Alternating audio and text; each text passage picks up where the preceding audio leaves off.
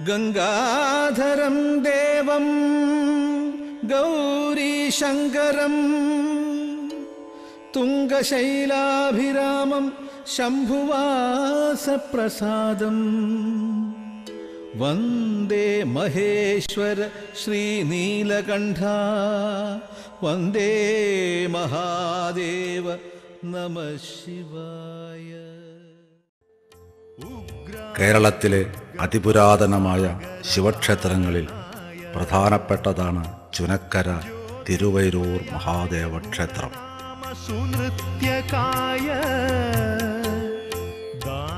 ആലപ്പുഴ ജില്ലയുടെ തെക്ക് കിഴക്ക് ഭാഗത്ത് സ്ഥിതി ചെയ്യുന്ന ശാന്തസുന്ദരമായ പ്രദേശമാണ് ചുനക്കര. ഒട്ടേറെ വൈജാത്യ വിശേഷങ്ങളുള്ള ഈ പ്രദേശം ശിവമഹാത്മ്യത്തിൻ്റെ പുണ്യഭൂമിയാണ്.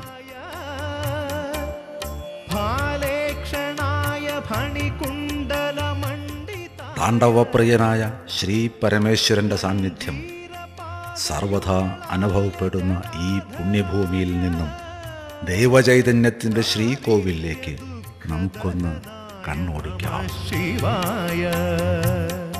നൂറ്റാണ്ടുകൾക്ക് മുമ്പ് കായംകുളം രാജാവിൻ്റെ അധീനതയിലായിരുന്നു ചുനക്കര ദേശം.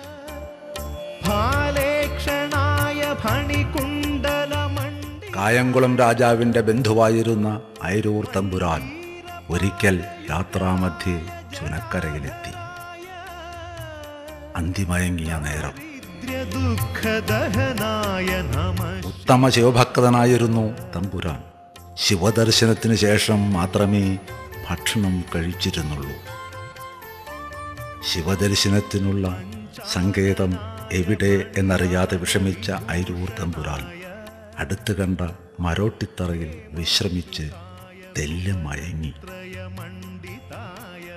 ആ അർദ്ധമയക്കത്തിൽ തമ്പുരാന് ശിവദർശനം ലഭിച്ചതായും പറയപ്പെടുന്നു.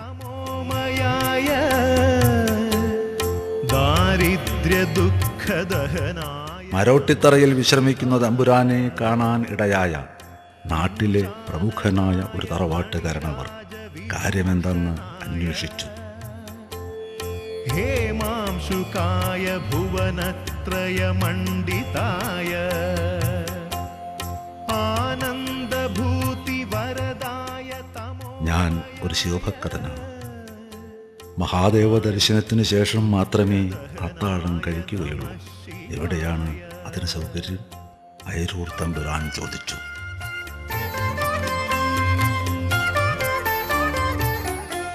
തറവാട്ടുകാരനവർ ഉടൻ തന്നെ ഇപ്രകാരം പറഞ്ഞു.